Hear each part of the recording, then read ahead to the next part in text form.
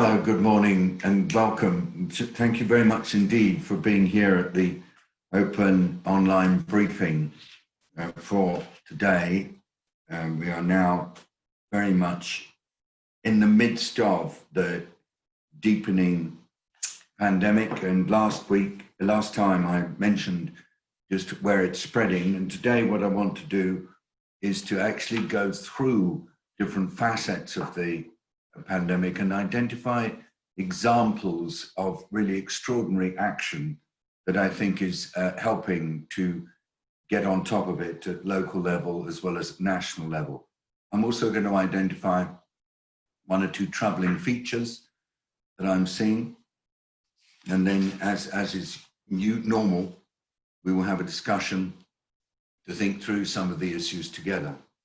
I very much welcome people who've not been with us before, and as well as also people who join us regularly.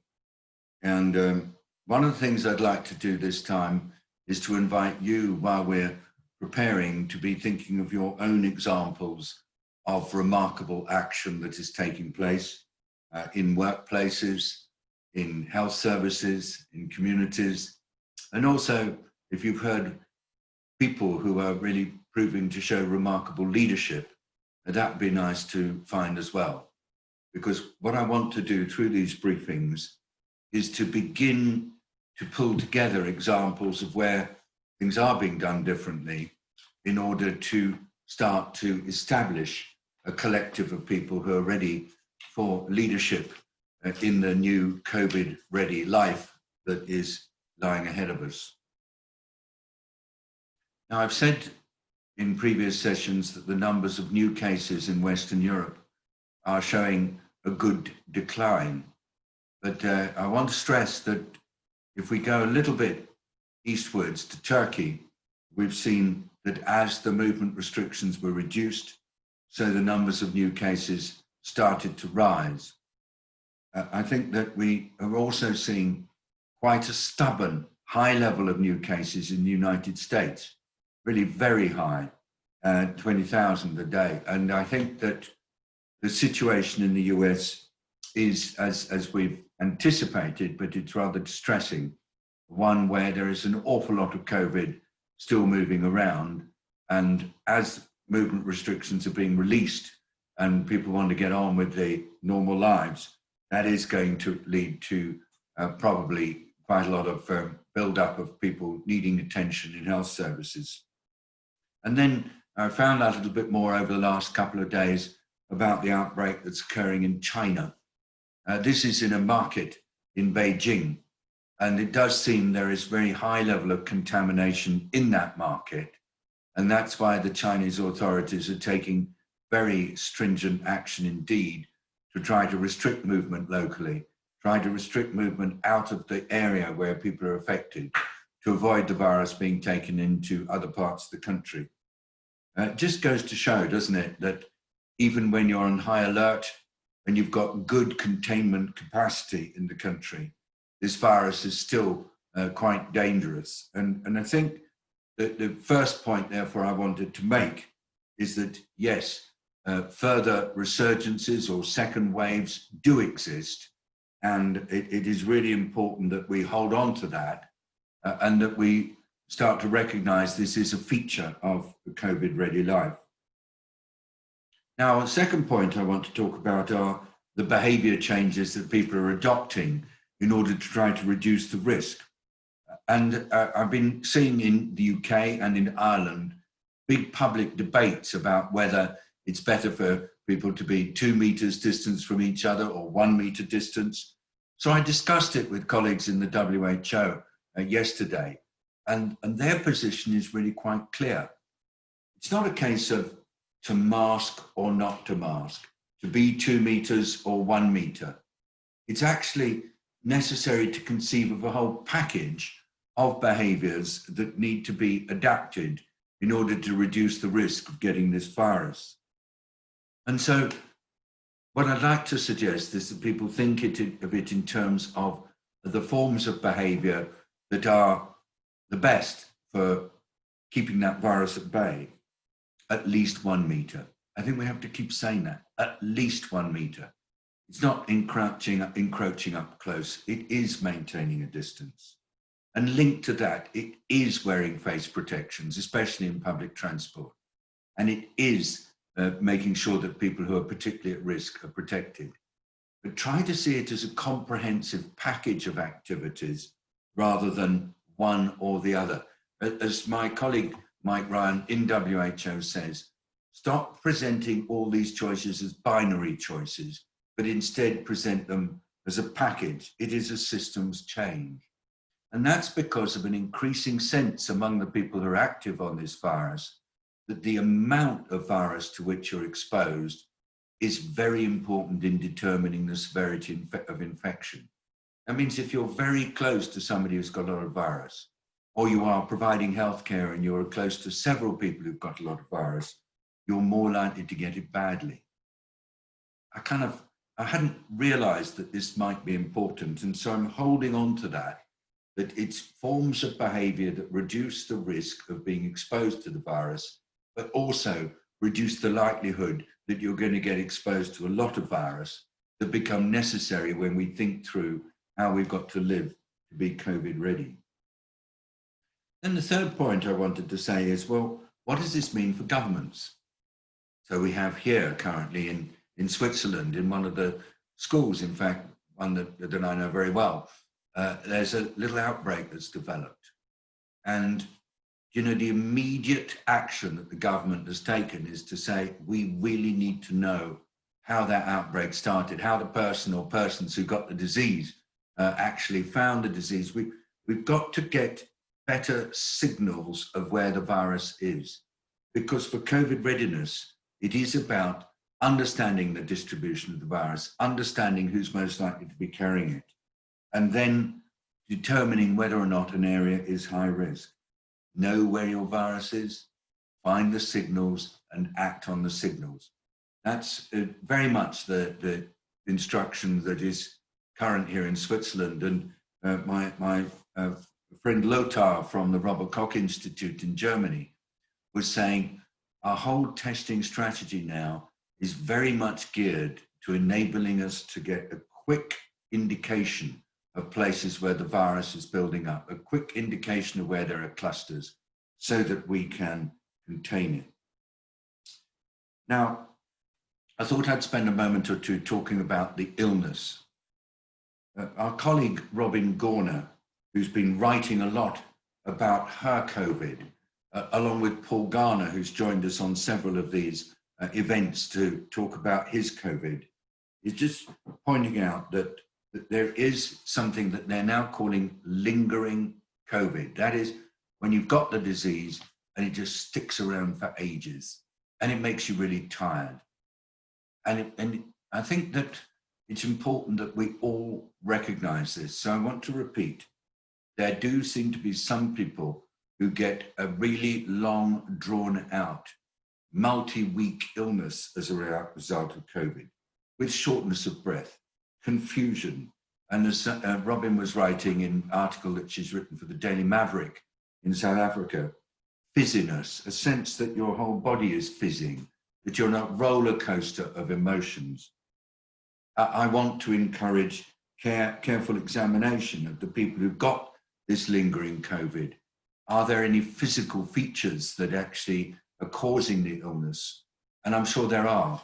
And I think research on this is absolutely essential. So I'm going to be focusing on that and also encouraging colleagues to look and see whether there are therapies that can reduce some of the long illness that's associated with lingering COVID. Now, over the last couple of days, my fifth point, we have been seeing that there is one treatment that really does reduce mortality in people who've got extreme COVID. Let me just explain a little bit about how the disease affects people, and then I'll explain why this treatment works. Firstly, when we start getting our COVID, it's the virus affecting the cells in our bodies, either the cells in our chests, in the tubes that lead into the lungs, the cells that line those tubes get infected, or the virus may get into our bloodstream and affect the cells that line blood vessels. either way, the virus is affecting epithelial tissue. Now, at the beginning, it's destroying that epithelial tissue, and the body's having to cope with the destructive effects of the virus. But then after 2 or 3 weeks, something else happens.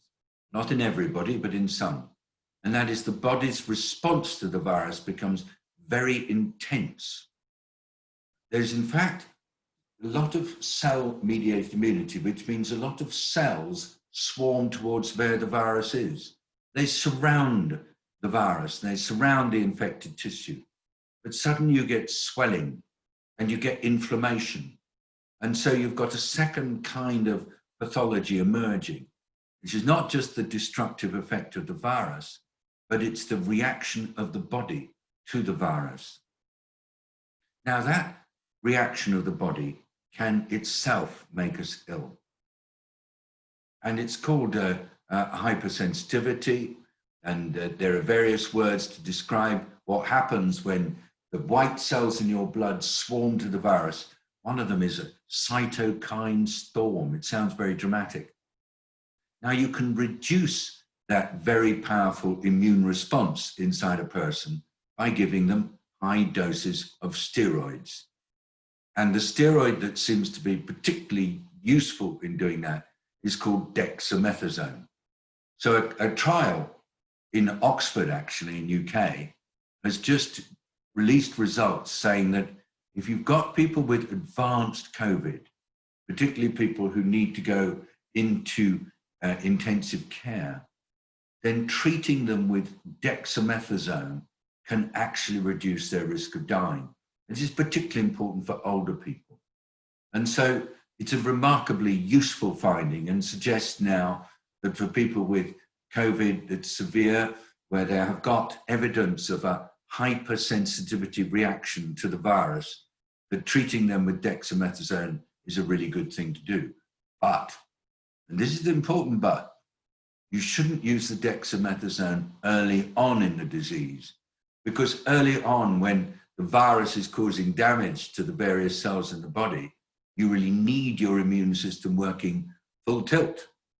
And so if you use dexamethasone early on, then you might actually make the situation worse. It's totally difficult, isn't it? But that's really what's interesting about this disease. It's partly the effect of the virus, and there are multiple effects, and it's partly the result of the way in which the body responds, the immune response. And the use of the dexamethasone is to try to tame the body's immune response when that is so intense that it's contributing to death. That was good news. And I was delighted to see the results. I was delighted also to see the message from the chief scientist at WHO, Dr. Soumya Swaminathan, which I thought really captured the situation so well. It's excellent, excellent work. I thought I'd just try on my 6th point, another comment about treatment.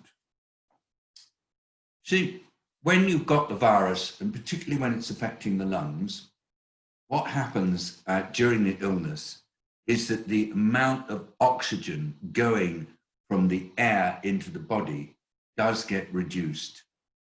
And it falls quite dramatically. It's why more and more we're saying get people early to treatment if at all possible, not necessarily to sit in a hospital, but just to check what the oxygen concentration of their blood is. Because as the oxygen concentration slips down, then there's a point where people suddenly deteriorate. And if they're taken to hospital at that sudden deterioration point, then it sometimes is too late. So we're saying check the oxygen level in the blood early on, as once it starts to drop, then that's a sign that oxygen therapy in particular is needed. It's all because this virus does reduce the efficiency with which oxygen is transmitted from the air into the bloodstream. And so one of the things that WHO has been doing is to do, it's very simple, is just to try to increase the supplies of oxygen in hospitals around the world. But many hospitals, particularly in developing countries, do not have oxygen.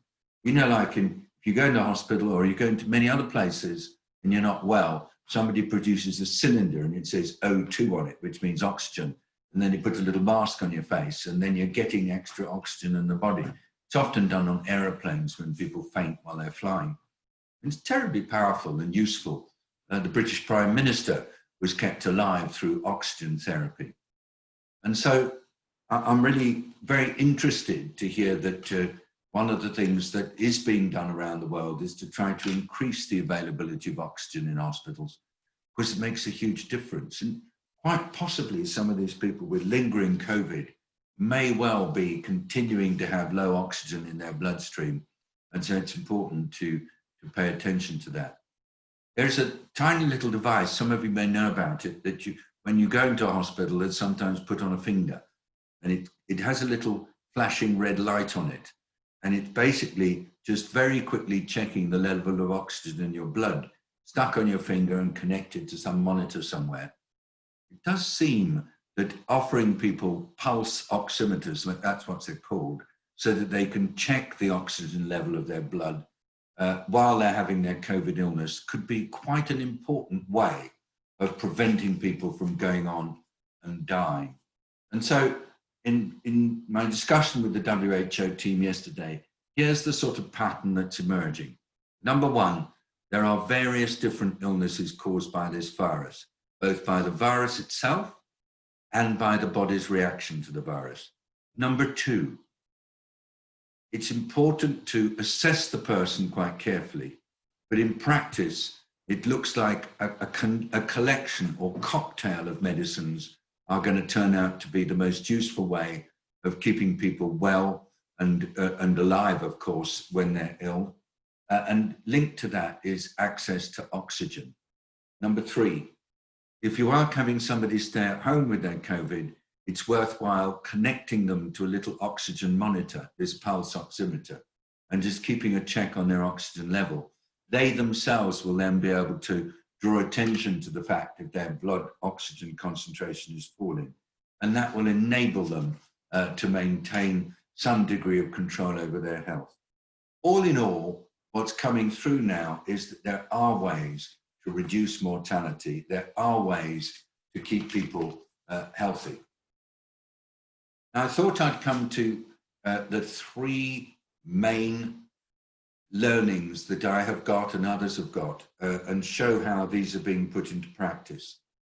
And I'll just summarize them. Number one, it's all about people making sense of the shifts in their personal behavior that are needed to be COVID ready, and making shifts that are a combination of changes, not just one thing, but the collection of things that are associated with looking after your health and also being responsible for others.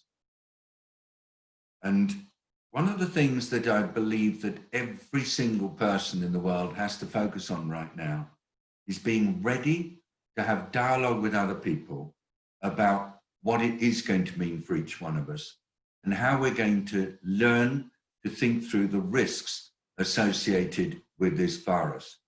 It's extremely hard. And of course, the countries that have done best at this are the countries that have leveled with their people about what's involved. Last night, myself and several others were involved in a dialogue with people in New Zealand. It was mostly about the links between COVID and food. Because it was New Zealand, it meant that we were working on this between 11 and midnight last night. But what I really enjoyed in the discussion with the people from New Zealand was just their collective sense that they knew how to deal with this virus through working together. And they were engaging not just the sort of white Kiwis, but they'd got a lot of Maori people involved as well. And they were doing it as a collective activity with dialogue. And I suppose if there's one point that I want to stress in relation to people making sense of this virus is the absolute need for dialogue, and dialogue in a way that's not pushing people into thinking you must change the way you behave, but helping communities to think through how they're going to get on top of it. Just like we did in 2014, when the Ebola outbreak in West Africa was challenging funeral rituals and healing rituals. To help with this kind of work, I do believe that video is really important. And our friend Nazim from the Gambia has just produced the second of his songs. This one's more of a ballad rather than anthem, and it's called Test, Trace, Isolate, Protect. And it's a beautiful song, and the video to go with it, which is pictures of some people dancing, some beautifully and some less beautifully, and also some rather nice images of people using the words. And it's been very, very well done. And we're going to encourage all of you just to have a quick look at it. It's about 3 minutes long. And I sent to colleagues in WHO, and they were super excited that this kind of really nice and attractive and catchy, danceable song is emerging. And that also this is something that can help people to think through what's involved. Because quite honestly, listening to people giving press conferences and stuff and giving out the public health message is one thing, but actually internalizing it so it becomes part of life is another. So I'm going to really commit myself to working with all of you and working with thousands of others, if I can do it, to accompanying people as they make sense of the shifts and trying to help them not to see it as some terrible imposition from government, but something that they want to do. Now, of course, I've mentioned how COVID is really advancing in developing countries right now. And that brings me to my second of the 3 points that I really wanted to bring out about the sort of things that are priorities for the next few months. It's focusing on place, on where we sleep, where we work, where we play, and being very local in our thinking. I quite understand how some countries want to focus on the national risk level, the national data. But as I dissect out what's happening in different parts of the world, one thing I'm learning is that the COVID is not evenly spread across countries. It's very focused in particular communities, focused in particular kinds of manufacturing plants. And you know, I'm particularly looking at meat plants and fish plants and garment factories and so on. And focused also on where people play. There's lots of material now about people gathering at events in karaoke bars and nightclubs, or even in religious events, and you get spread occurring there. So let's keep focusing on place. First of all, is the place enclosed or is it open air? There's a huge difference in transmissibility depending on whether you're confined or whether you're ventilated. And secondly, is there space in the place for people to maintain physical distance? Is there some care taken to make sure that people who've got symptoms of disease are not present in the place? And again, discussing with colleagues in WHO, they're saying, you know, don't look at the issues in the place in terms of the outlier, the rare cases.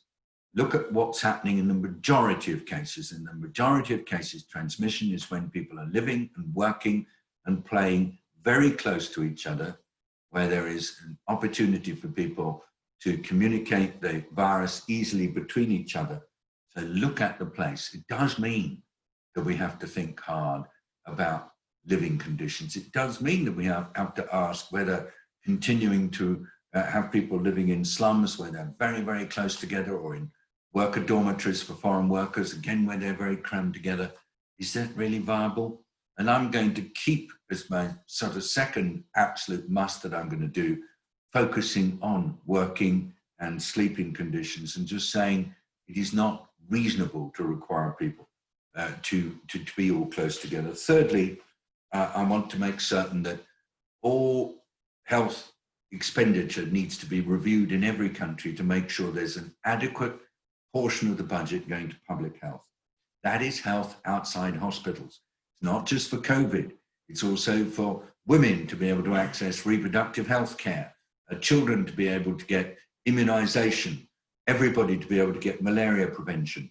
The kind of preventive health care that some years ago was really given high priority, but it's slipped back as governments have said, well, what we must do is invest more and more in hospitals. And frankly, public health spending has dropped particularly in many middle income and advanced countries. So my third priority is public health services to support the surveillance, the testing, the tracing, and then the isolating, and making certain that vulnerable people know what's going on, keeping services for those who've not got COVID in place, and trying all the time to make certain that we are defended, because by being defended, then society can go on working. So those are my three big sort of looking forward things. Number one, people, helping people to make sense of it. Number two, places and looking at what's happening in different places for infection risk. And number three, public health. Three things beginning with P.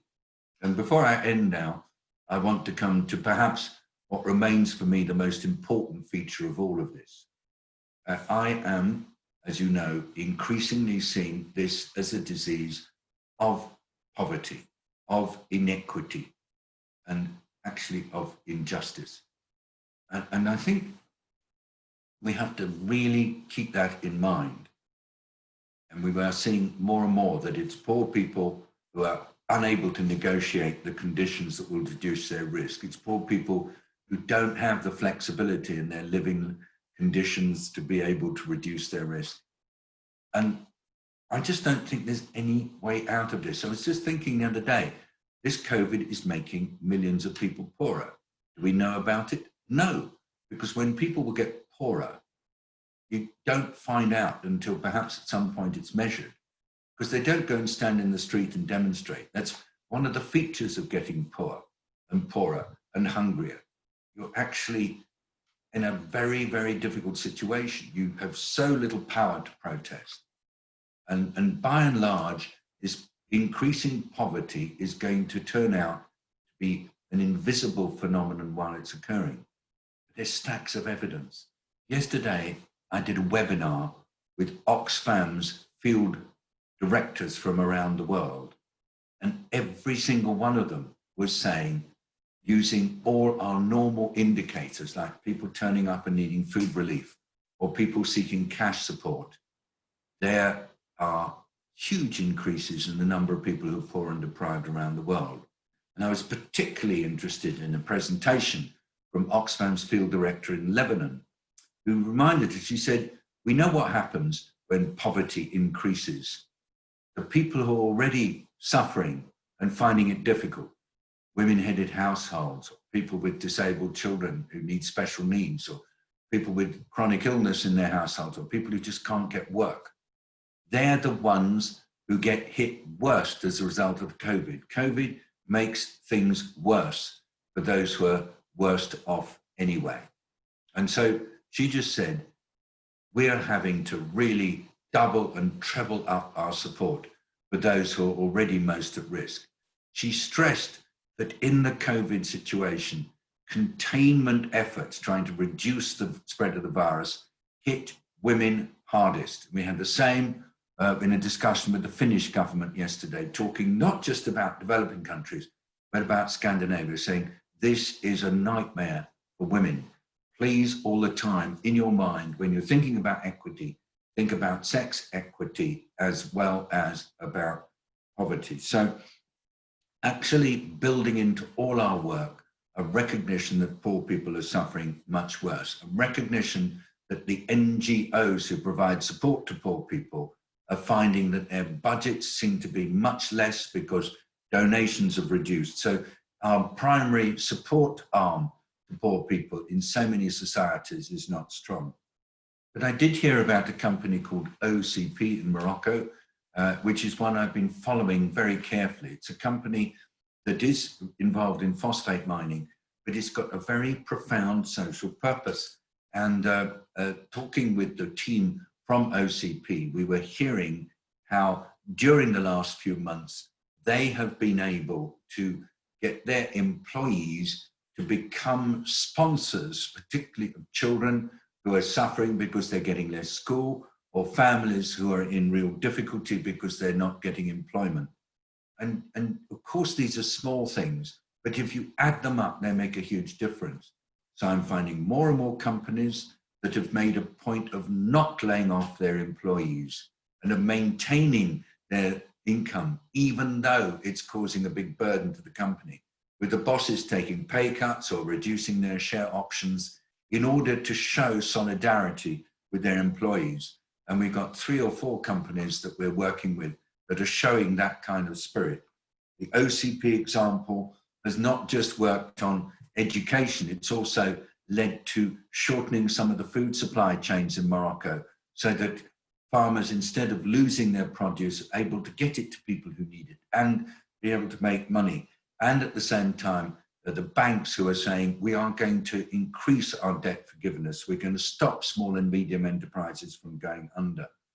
And so, although often when we read the newspapers, we get stories of businesses actually behaving in a slightly unacceptable way and perhaps even really wrong way, we've got so many examples now of community organizations, of businesses and of NGO groups.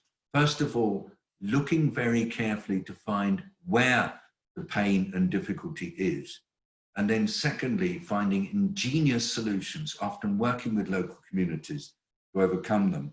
And we have examples now from all over the world, countless examples of really extraordinary action being taken for individuals, for whole communities, and for small and medium enterprises that are in difficulty. Well, I'm wanting to talk to you like this because, yes, this pandemic is continuing its journey. Yes, the numbers of cases, particularly in poor countries, are increasing. And yes, there are problems in places like the US and in Russia, and also in a number of other countries where lockdowns have had to be released for obviously economic reasons, and there are cases rising. But there are these 3 imperatives. Work with the people as they make sense of this and try to help them not to see it as an either or, but a whole comprehensive package of behavior changes and helping them to come to terms with the risk issues associated with it. Number 2, focus on place where people stay, place where people work, place where people have their enjoyment, because an awful lot depends on what's happening there. And number 3, public health really matters. I'm not talking about hospitals, I'm talking about public health in the community, because that's how people know where the virus is.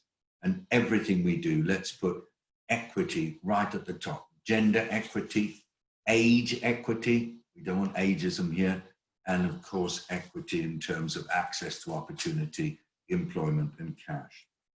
Now, I'm not able personally to see who's on, everybody who's on, because I'm really trying to focus on the camera, but we have got some questions and comments coming in from many people, and we will once again do this as a discussion. As always, I welcome people who've joined for the first time. Our style is always to offer an update on what's going on in these briefings, but we try also to have an open discussion. And we have a team behind the scenes who hold it together. Florence Lasbens is the overall producer of the work, and she's sitting just by me, and she's here waving on the other machine. And then the comments that you put in the chat boxes and also some reflections on what we're saying are prepared by Catherine Deland, our health advisor, John Atkinson, our systems leadership guru, Thuy Nguyen, our communications person, and frankly, our specialist in communications. And by the way, she's been involved in a lot of video production that you know about. Magali Madi, who is managing all our timing and operations and links us with NGOs in Switzerland. Julian Delamontex from his commune, where he's working, and he briefed us over the weekend about some of the real challenges there as people come to terms with the economic realities. Our colleague Saber, who's recovering from an accident, and William, who's not with us today. Sorry? William, how do you do? You're there. Thank you very much indeed for joining. I just saw you. Thanks very much. That's my brother, William. So first comment comes from Catherine, actually. Catherine, I just want you just to open your mic and just make your comment quickly, if you don't mind. There you are. Yeah, of course. You mentioned the new data, and I think WHO might have released it yesterday, on the positive effects of using dexamethasone, particularly in severe COVID patient outcomes. And I wonder if, I know we've had a lot of conversations about the ACT Accelerator, which is one of WHO's movements to both develop and discuss equitable distribution. Is this part of their treatment, equitable and access distribution scheme? Is that being considered as these new drugs are shown? I mean, it's not a new drug, but it's a new drug in the COVID panoply. Is that something that's being considered? I think that's a really important point, because looking at the data from Mount Sinai hospitals in the US, looking at the quite high mortality experience of Black people and minority ethnic groups in the US, the point that was made in that article was quite simple. If they can be offered the same care, then their outcomes are the same. There's no reason why Black people are more likely to be dying because of them being having a different response to the disease. It's quite simply access. Although dexamethasone itself is an incredibly cheap medication, it should be given in a proper healthcare setting. And so the issue, as I think you're implying, is that so often poorer people just don't have access to care. And we've got masses of data suggesting that in developing countries where the new and increased levels of disease are really building up, there are challenges for poor people to get access. There are barriers, some of them are monetary, some of them are non-monetary, that are there. And so I totally agree with you that we need to think about equity if we possibly can. So thanks, Kath, and thanks for making that point and keeping us minded to the reality that not everybody can get access to care. And that's in all economies, not just in developing countries. I just saw Anthony Zwi was on, but I think he might have disappeared. Anthony, are you still here? I think he slipped off. Oh no, Anthony, I can see you. Anthony, are you there? Yeah. Haven't seen you for ages. How nice. Yes, you. Where are you? Are you in Australia? I'm in Sydney. Yeah. So I just learnt about these sessions yesterday and watched one of the recordings from yesterday, a day or two ago that you held. And it seemed very interesting. So I decided to try and join today. And obviously the timing's also pretty good. So that's great. There's a sort of a question and a comment that I might make, which is in relation to what you've been raising, which is how central civil society organizations are. Because, you know, poor individuals on their own are highly disempowered and marginalized. And however much we talk about them, you know, being part of the solution and representing their views, they often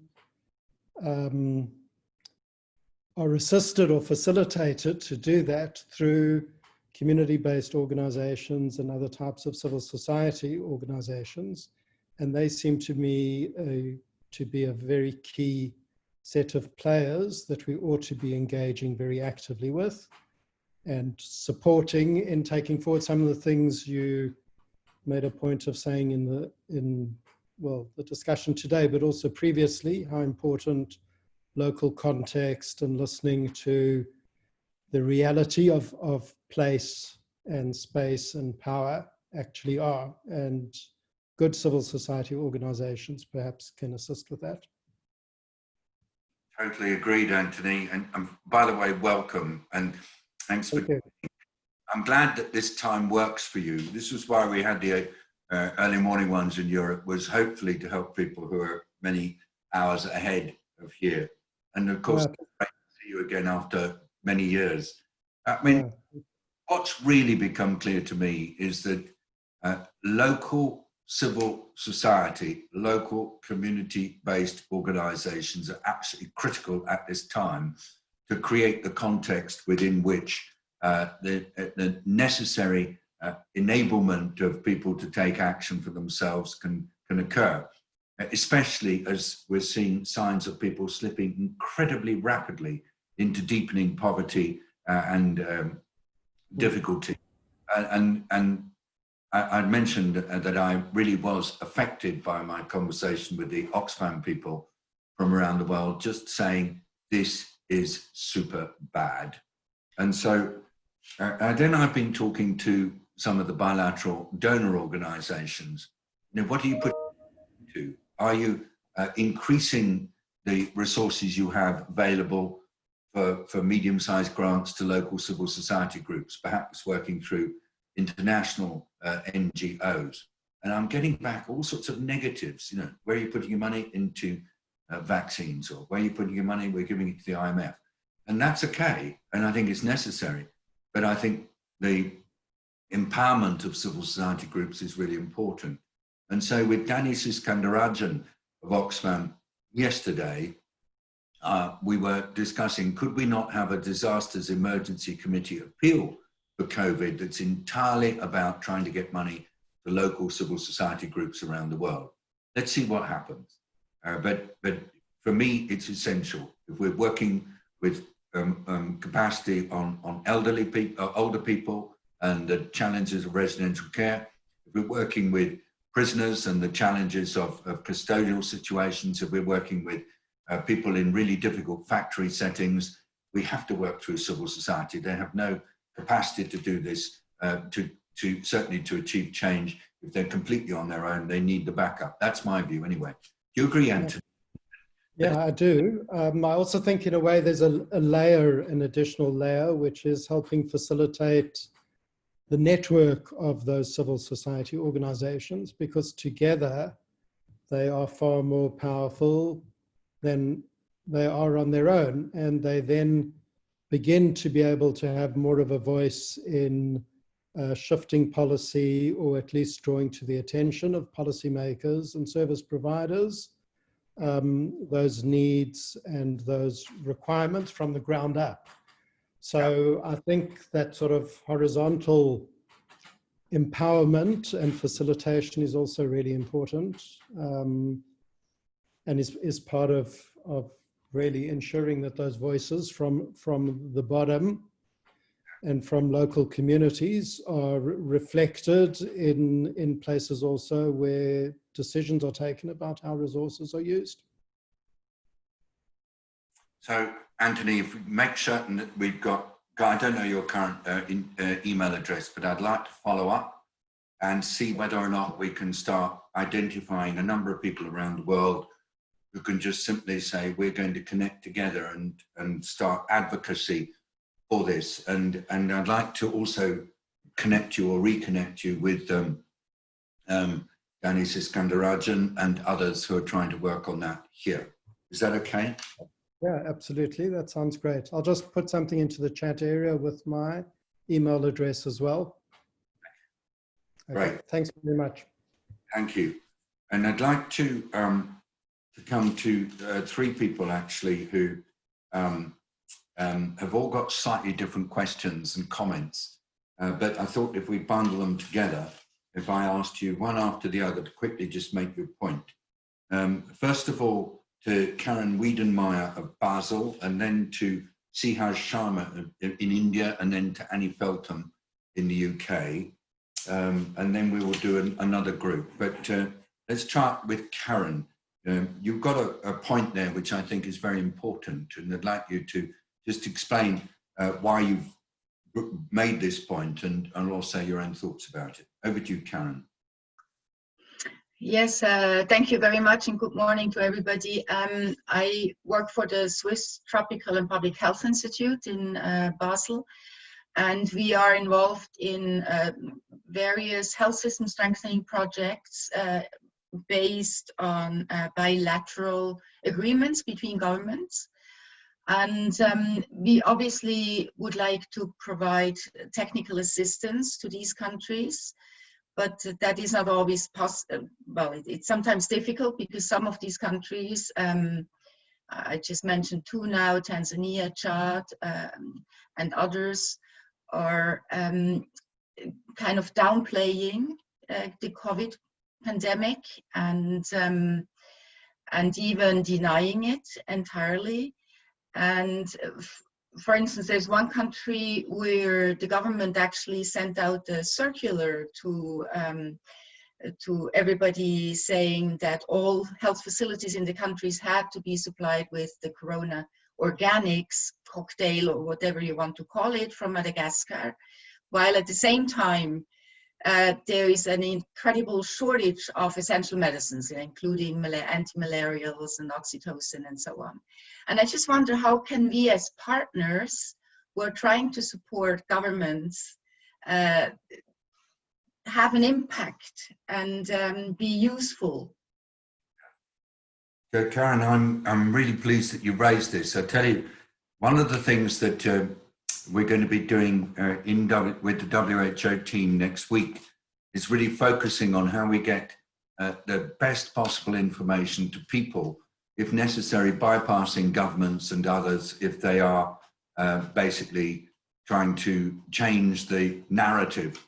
And anything that comes out of that, I will share with you, but I'll also communicate with you beforehand, because I think leveling with people and making certain that we get to them with the best possible information, and then finding ways to bring the technical assistance to organizations that are working with people in civil society is going to become increasingly important.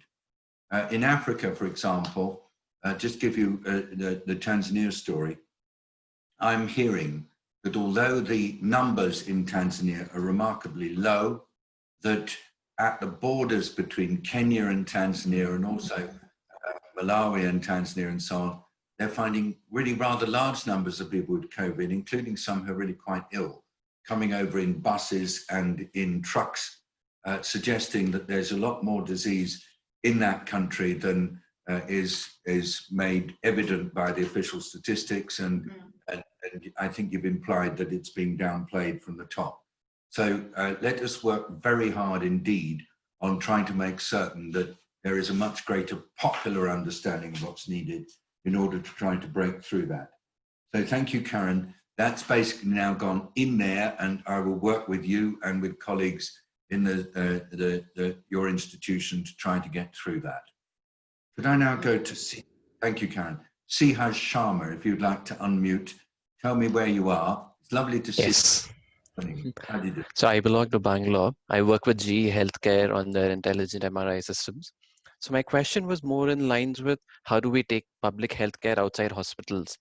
So right now the situation is in some places in certain states and certain cities where the number of COVID cases are so much that they've asked patients who are only symptomatic to come to the hospitals, rest of the asymptomatic or pre-symptomatic patients to sit at home. So what could we do from a public healthcare initiative that would reduce or that would slow the progression from, say, pre-symptomatic to heavily symptomatic cases? Is WHO looking at guidelines, public guidelines towards that?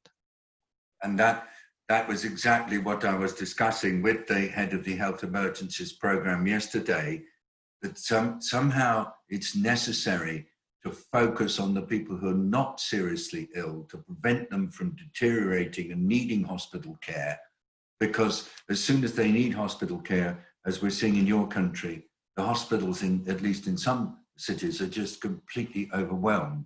I was listening to descriptions of what's happening in New Delhi right now. I don't know so much about Bangalore. So yes, we must do that. And I mean, it's particularly problematic because the way in which people do deteriorate and need hospital care is very sudden.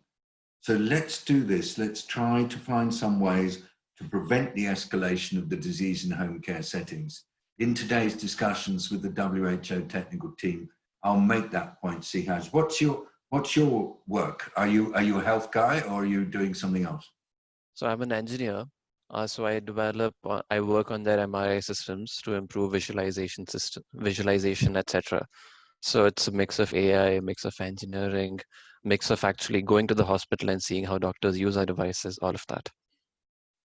We've got also some colleagues who are working on AI in different parts of the world who would actually like to make their expertise helpful for issues like either dealing with people who've got early illness or also prevention of disease in densely populated urban areas. Do you think there is a role for AI there or not? Definitely there is a role for AI, but I would say let's put our money and our minds more towards screening technologies rather than comprehensive diagnosis technologies, because this is a disease that spreads on mass scale, and the better we screen and the quicker we screen, the better, in a better position we are. So maybe AI towards swab tests or different tests, that would be more useful than AI towards X-ray diagnosis. Very good. And so one of the things that we've found is that the combination of PCR testing and CAT scanning is a much better way of trying to get reliability. If you use just the PCR testing, you tend to get rather a lot of false negatives. You must have picked that up in your own work. Yes, sir. Yes. Indeed. Just like Annie Feltham, perhaps you could just make this comment, Annie. I don't think there's any need for me to do anything other than say I agree with you. Annie. If you like that, yeah. Thanks. The language thing is really clear, and you can see how damaging it is sometimes, because I just also wanted to take a second to respond to what Anthony Zvi said about civil society. Absolutely, but I think in the UK we're reeling a bit at the moment with our Prime Minister calling DFID a gigantic cash point in the sky. And so his language really actually exposes a whole lot of problems that we have in getting a more sort of systemic approach here. And yes, we are working at the community level, and we do talk about moving to a new normal and people being weakened by COVID and how we're going to work together. But I want to see that in the context of things that I've talked about before, about even in rich countries like this one, it is an issue of poverty, it is an issue of inequity, and it is an issue of leadership. And I think generally, in terms of our national government, we're suffering a bit here, although there's other examples of really strong leadership coming from black football players, which are achieving significant things, but it's about joining all of that up. And I think in that respect, language is really important. Thank you. So let's just keep focusing on that as one of the strands. We've got a number of people on this call who are interested in leadership, and I'll come to them. I basically want to try to give space for 3 other people to make comments, and quickly. So Jonathan Petzold from the Kleber Foundation in Hamburg. Jonathan, thank you for joining us, and it's lovely to welcome you, because I don't think you've been on any of these before. If you could just make your point. I don't think I have an answer to it, but it's super important. Okay, thank you very much. Yeah, actually it's the second time, but it's been quite a while ago since I've been here. So thank you for the opportunity again. And my point is about social isolation, which is a side effect of the policies of lockdown, of quarantine, of social distancing, especially in Germany, as many of you may know, we don't have such a big problem with the COVID itself. So it's quite good regulated, but with the commitment of many people to social distancing rules and so on, there's a topic of social isolation. So many people which been socially isolated before already are now in an even more severe situation with all the consequences for their physical and mental health.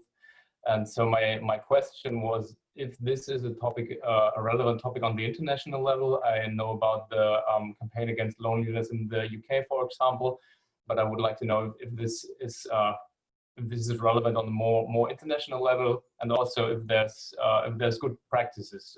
My background as Körper Foundation, we work with municipalities in Germany, with actors in the municipalities who are in connection with older people at place, and we're looking for good practice for them. And also the topic of COVID-ready leadership is pretty relevant for us. So yeah, it would be great to have any comments on that.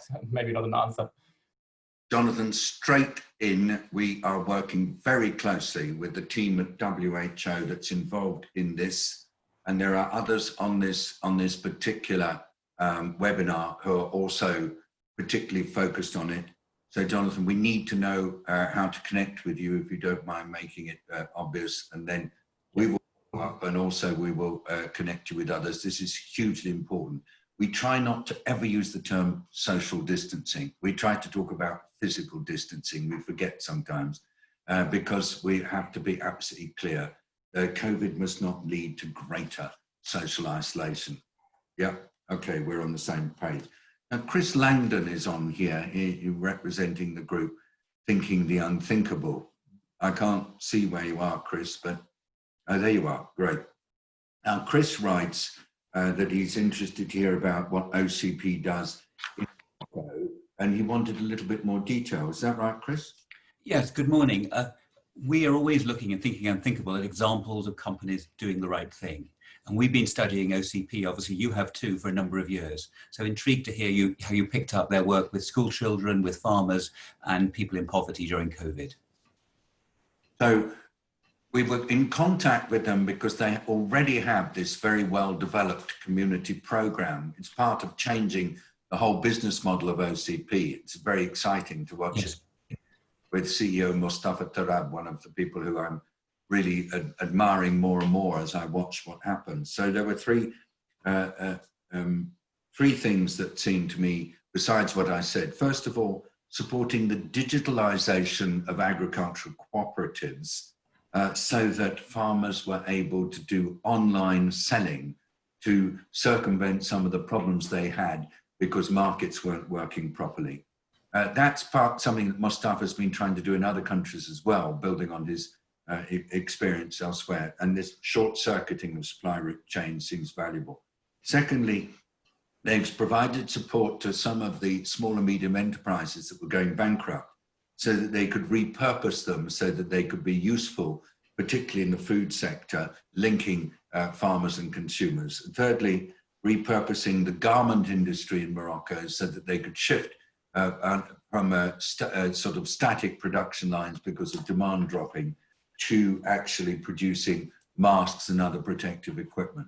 And then just building on what I said about the school children, they've put their university at the disposal of the Moroccan education system so as to develop online training courses and the rest for dissemination on national TV and also to build on the sponsorship program.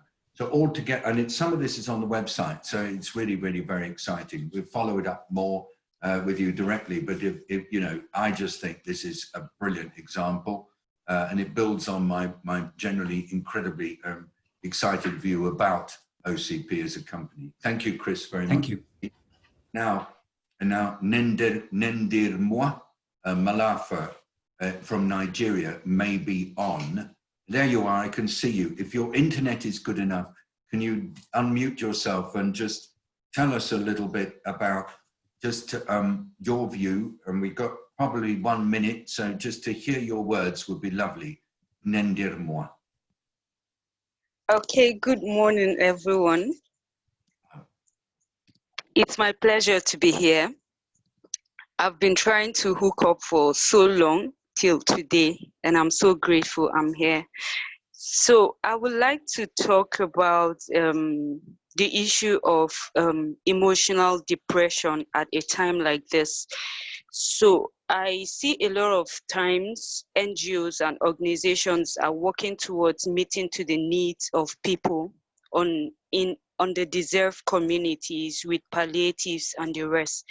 But I think we need to consider the aspect of empathy too.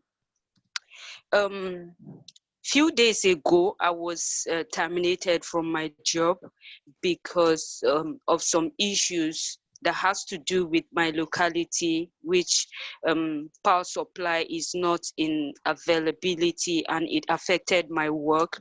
So I communicated with my employer, but at the same time, after everything, she terminated my job without feelings, without anything. Provision wasn't made for measures that I need to work with, even at a time of lockdown. Even with the complaint I made, at the end of it, my job was terminated. And it's very hurtful. So I know a lot of people are going through depression as such. So I think we need to talk to people that are in right position that have employers. They need to as well, despite the fact that I know things are not easy even to them, but they need to put consideration how they do their things and how they terminate their employees. Thank you.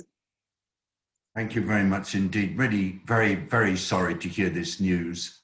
Extremely important that we take note of it, and we need to put the word around that it is just not on to do sudden termination of employment in these situations. Thank you. We are in touch with you, and we will stay in touch with you. We will try and follow up, at least to have a little bit of a conversation. Not much that we can do from here, but thank you so much for making the effort to join. I know how hard it is, especially with uneven internet. Could I just ask if anybody in our team wants to come in with any last comments before we close? Okay, so what I'm going to do is the following. I want to stress to you that focus on people, focus on place, focus on public health, focus on equity, and now I'm going to add a focus on empathy is absolutely key.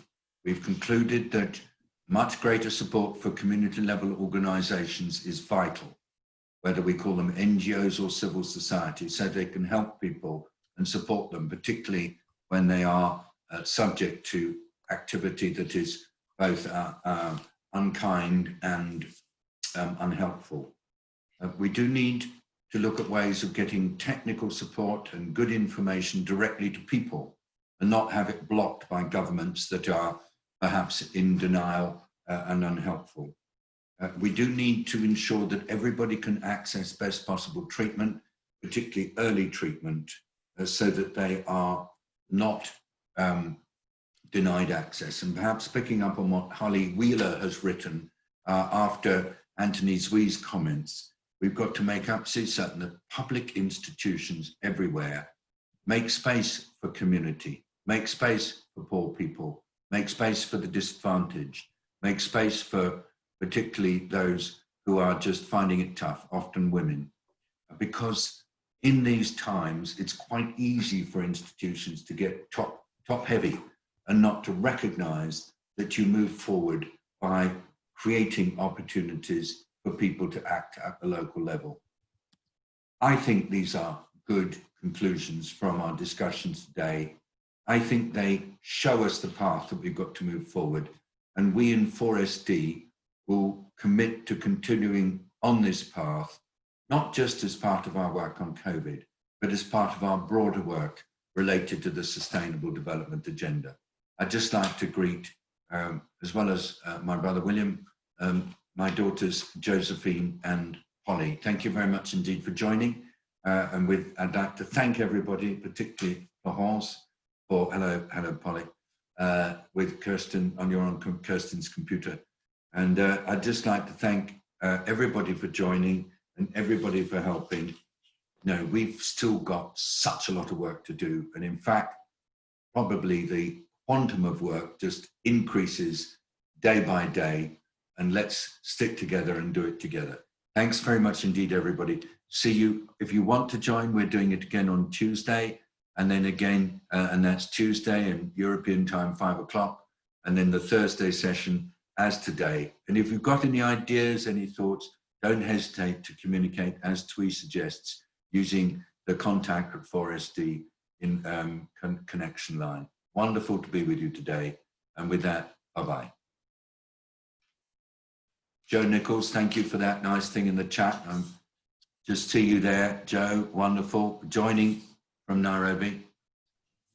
And Josephine. Thank you so much.